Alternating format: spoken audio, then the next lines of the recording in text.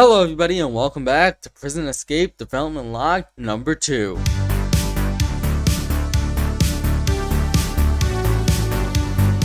Today we're going to be going over some new features like the bench press,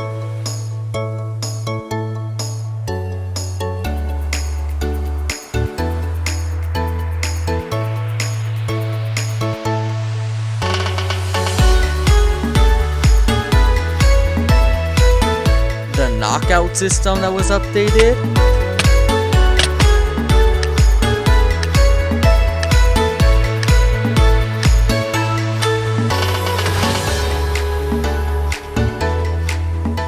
the new night cycle system,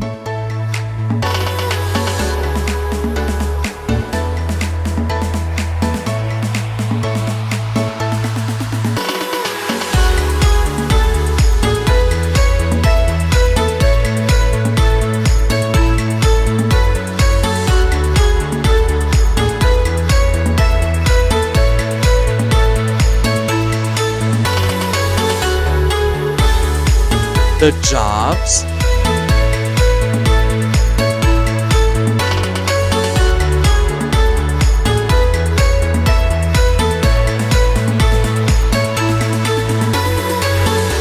and much more. First off, I will talk about the buff system. The buff system is designed to give the prisoners the option to get boosts to help and defeat the guards. The system is currently made out of two subsystems. One, treadmills, and the second one, bench pressing. The treadmill workout targets the player's speed. Every time you run, you get 1 point towards your speed, and eventually gain a level. Max speed is level 3. You've probably noticed this thing called DW. DW? Well, DW stands for daily workout. The daily workout system is to cause players to have to work out daily to keep that current level. The daily workout resets at the start of each day. As your level increases for that workout, the daily workout gets more challenging. If you fail your daily workout, you lose that amount from your level. Now, bench pressing is for strength. It has a max level of 2. And this brings us to an idea I came across: fatigue. Throughout the day, you gain fatigue and get drowsiness effects, causing you to need to rest and take a break throughout the day. Now, as you saw in the start of the video, when you sleep, you get these chat messages telling you how long you slept for. This currently gives you effects upon waking up. Those chat messages won't be there once I introduce this new fatigue system. Now, the plan for the fatigue system is to make use of the XP bar to show how tired you are. And once that gets to a certain level, you won't be able to work out because you're too tired, and you will be forced to take a rest. Now, during the day, to rest, you'll just have to sit down or shift or something, and that will lower your fatigue levels. Making that demonstration XP system was quite complicated. I'm sure you also noticed times 2 speed at the start of the video. Times 2 speed gets activated when all the prisoners have slept 60 seconds and are in their beds. The game then speeds up night. The guards don't get notified of the activation, and once times 2 speed is activated, prisoners no longer need to be in bed. This is to give them freedom so they can roam around a bit and try to escape. Now, I never showed off the knockout system, but originally the knockout system was 15 seconds long. I decided that was too long and shortened it to 5. The code for the knockout system was also made a lot more simple and better performance-wise. Now it's time to get to the jobs. Now, I know last development log we focused on the jobs, and it kind of feels like we're not really getting anywhere, but really, I have to wait for my builders to build a kitchen in a way that it would work for the kitchen jobs, because there's 2 kitchen jobs: dishwashing and cooking. When I was waiting, I worked on the buff system, the knockout system, and lots more. Today, we're gonna focus on the cooking job. The cooking job should be extremely easy to do. First, let's plan out what we have to do. Step 1 is going to be planning out a recipe for the stew. Because we are going to be having the players cooking stew, we need a recipe. That's step 1. Step 2 is being able to track each stage of the recipe. We have a recipe. Now we have to track, did the player complete the next stage? Did he complete it on time? Is there a timer he's waiting for? That's step 2. Now step 3 is being able to check if they completed the stew. If they got to the final stage, we reward them with good stew. But if they fail, then they will be rewarded with garbage stew. And step 4 is finishing touches. So let's go on to step 1, planning out the recipe. So I went online and I found some stew recipes, and I got some ideas of how to make the recipe for the game. The recipe is going to start off with some beef, then we're going to put in some carrots and onions that we're going to have to cut with our knife. Then you got to also add in the potatoes and eventually add in the rice. We don't forget the salt and the pepper. And then you got to drop in some bowls and pick up your stew, and eventually we get our nice beautiful rabbit stew. That is going to be the recipe. Now we actually have to write it out. So I'm going to go ahead and write out the recipe. By using ChatGPT to make us a nice recipe and editing it, I got a really nice looking recipe right here. Now we've turned the recipe into a book. The players can now get the book and follow the recipe throughout their cooking job.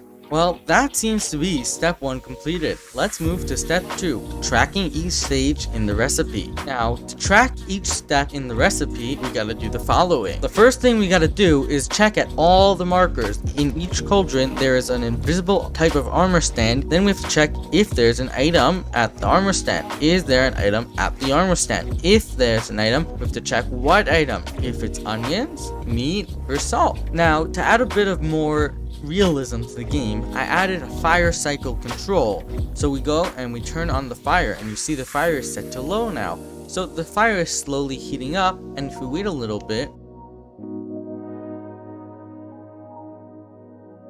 we're going to start to see some bubbles forming on the surface, as you see right here. This is a low simmer, showing that the water is heating up. Now if we turn the water on high, which is a blue fire, we'll see the water starts heating up a bit faster, and we'll start seeing the water boiling. Now I might change the time a bit. Here you see there's bubbles now. I might change the time around a bit, take a bit longer. See, it's getting hotter and hotter. We're seeing more bubbles and popping, and eventually we'll reach its final temperature and it will just, stop getting more bubbles. We can then also turn off the fire, and we'll see slowly that the water will cool down. We can even bring up a scoreboard,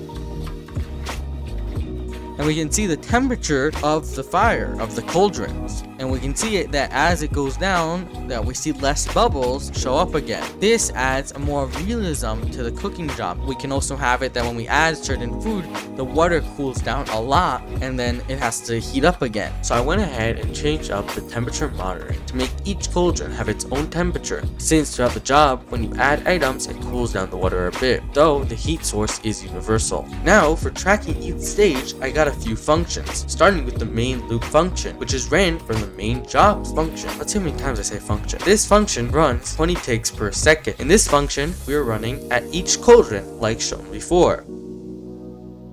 We then run a few functions in here, which I'll get to soon. The next function we run is as each item, meaning we are running at each cauldron. If there is an item inside the cauldron, we run a function as that item. In the as item function, we are checking what stage the cauldron is at and what the item is, and then executing necessary functions. Since there is a lot of timers and waiting between each step, I set up a simple await system. If a marker has a value of await which is 1 or more, it will wait for the thing to happen. We define what we are waiting for with tags. Sometimes the wait is a timer, waiting X amount of time for something to happen. If the thing doesn't happen, we fail the pot. Earlier, I mentioned needing to track if the player fails or not at the end of the job. We are still doing that for the seasoning, but most of the time, if something is done incorrectly, the pot will blow up and fail.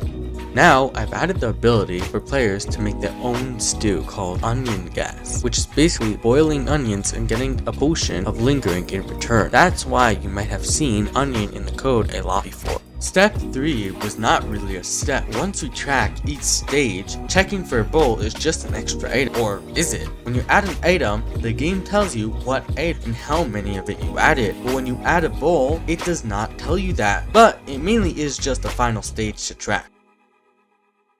We need to add the items into the game, so let's add some loot tables for the storage containers in the kitchen.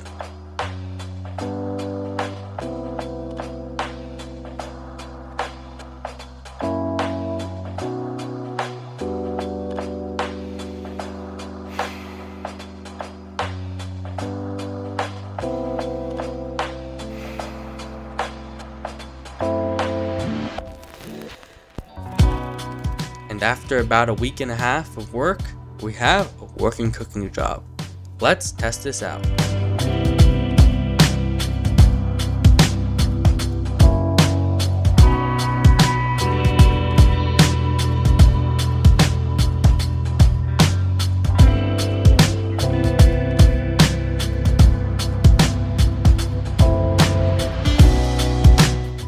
Everything seems to be working properly. I think that means it's time to do the finishing touches. Like, we need to connect this to the actual jobs. We also need to give the recipe book on the start of the job. And most importantly, we need to get paid for the job. Though, I'm going to semi-skip the getting paid part because I plan on remaking the reward system for the jobs. And I won't be doing that right now. Well guys, I think we completed the cooking job. Let's do one final test.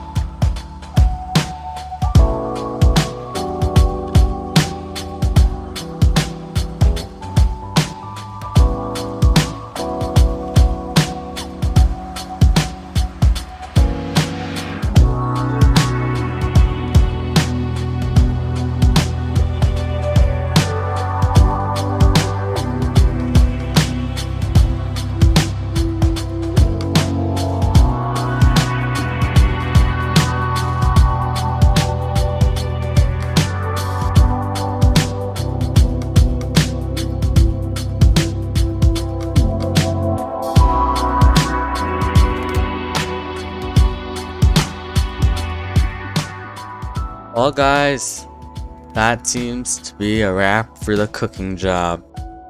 We have completed the cooking job successfully, and that means that this video is also coming to an end. There is not much more to show to you guys today. This has been a blast of a month making this one development log that I promised you guys a long time ago. The cooking job is very good, very well done.